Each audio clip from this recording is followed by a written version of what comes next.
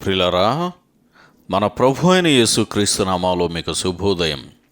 ప్రభు సమీపంగా ఉన్నాడు. అనుదిన ఆత్మీయ ఆహారం, మే నెల 26 సోమవారం. నేటి మన ధ్యాన లేఖనం ఇర్మియా గ్రంథం 32వ అధ్యాయం 17వ వచనం. యెహోవా, ప్రభువా, సైన్యములకు అధిపతికి యెహోవాను పేరు వహించువాడా, సూర్యుడా, మహాదేవా, నీ అధిక బలము చేతను చాచిన బాహువు చేతను భూమ్యాకాశములను సృజించితివి, నీకు అసాధ్యమైనదేదియూ లేదు. వ్యాఖ్యానాంశం: అతడు దేవుని నమ్మెను. వ్యాఖ్యానాంశం: అతడు దేవుని నమ్మెను.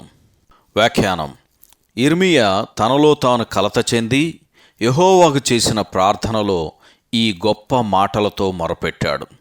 ఇర్మియా ప్రవక్త యొక్క ప్రార్థన, దానికి యెహోవా ఇచ్చిన జవాబును మనం సరిగా అర్థం చేసుకోవాలంటే ఈ వచనాలు తీసుకొనబడిన అధ్యాయం మొత్తం చదవడం అవసరం.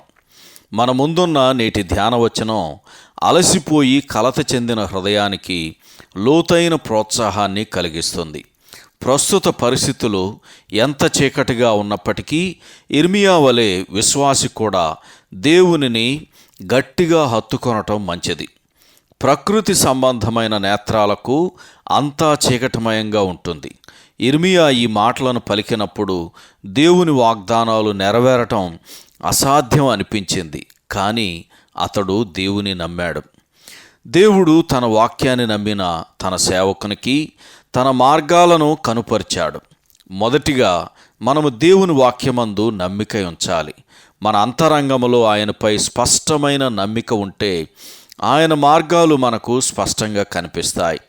మీరు మీ స్వశక్తి చేత మంచిగా మారటానికి ప్రయత్నిస్తే మీరు పూర్తిగా చెడ్డవారని మీరే కనుగొంటారు. మీరు మీ బలం గురించి అస్సలు ఆలోచించకుండా క్రీస్తుపై మాత్రమే ఆధారపడినట్లయితే ఆయన కృప మీకు చాలునని మీరు తెలుసుకుంటారు. దేవుని శాశ్వతమైన దయాళత్వములో మన ఆత్మలను స్థిరపరచటం మంచిది.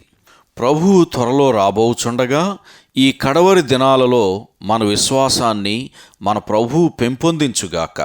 సహోదరుడు ఎమిల్ ఎస్ నాషెడ్. శుభములతో వందనాలు.